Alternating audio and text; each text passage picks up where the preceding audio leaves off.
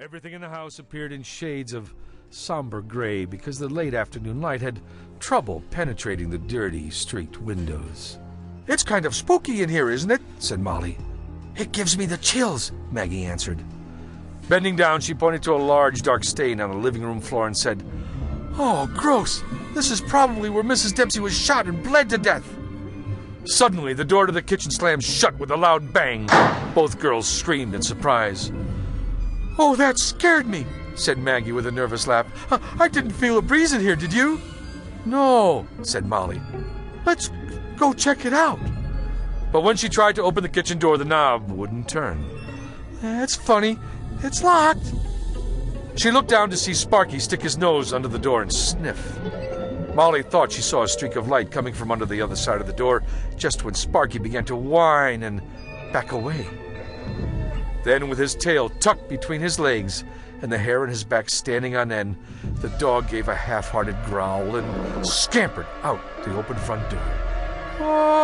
"Okay," said Molly, carefully moving away from the kitchen door. "I think that's our cue to split." The twins scurried out of the house and bounded onto the freshly cut hayfield that separated the Dempsey's land from the Spicer's orchard. "That place gives me the creeps," said Maggie. "Me too," said Molly with a shudder. They were walking past one of the large bales of hay that dotted the field when Molly looked around for their dog.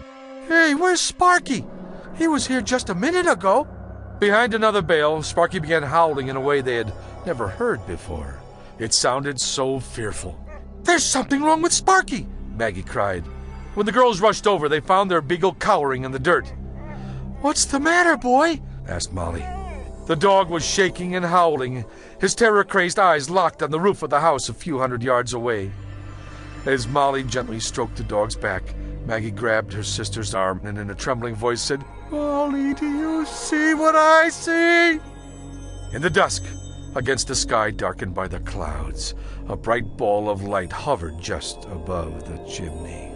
At first it looked like a large helium balloon, but the awestruck girls knew it couldn't be because it emitted its own light and changed shape from perfectly round to oblong to the squashed look of a floating pumpkin.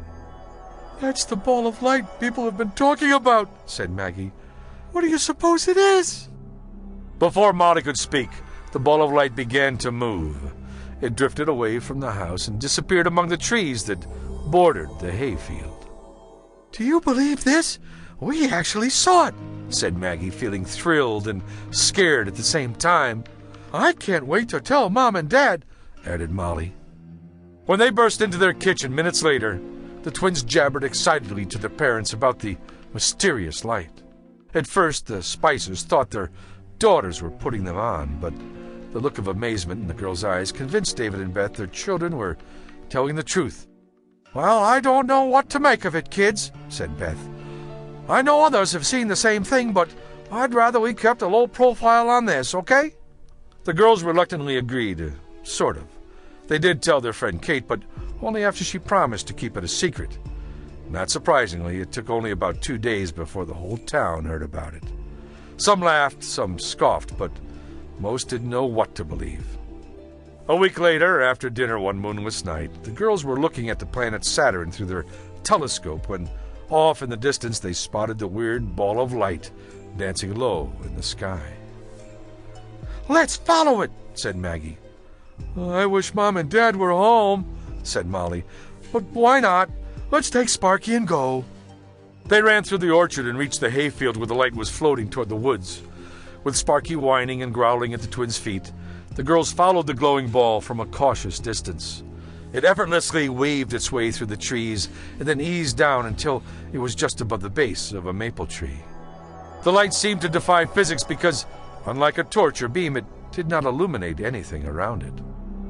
The girls bravely inched forward and were about 20 yards away when Sparky came to a halt and started howling in the same fearful way he had the week before.